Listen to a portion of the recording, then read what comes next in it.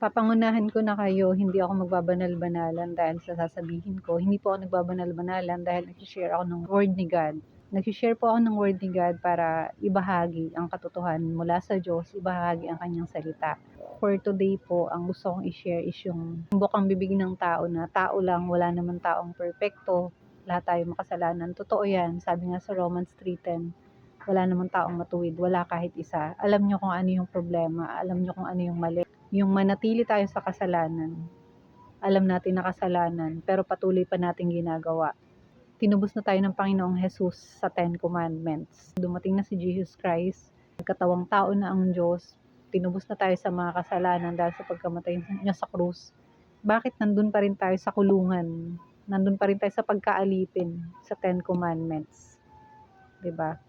So, choice na yun ng tao na magstay siya doon. Alam niyang mali pero nagsistay pa siya. In reality, hanggat hindi mo na i-encounter si God, hanggat hindi ka totally sumusuko sa Diyos, hindi mo kayang umalis dyan sa kasalanan. Hindi mo mauunawaan ang totoong kaligtasan na pinagkaloob sa iyo ng Diyos hanggat di mo nararanasan ang kapangyarihan ng Diyos sa buhay mo, hanggat patuloy kang nagmamataas sa salita ng Diyos.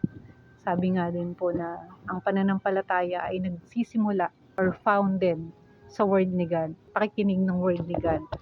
So, paano ka ngayon magkakaroon ng totoong pananampalataya kung hindi mo binibigyan ng attention ang word ni God, hindi ka nagbabasa ng Bible, tapos pag nakakarinig ka ng mga nag-share ng word ni God, parang natatawa ka, parang para sa'yo weird, or para sa'yo, ano ba yun, nagbabanal-banalan. You try, ikaw mismo sa sarili mo, magbasa ka ng Bible.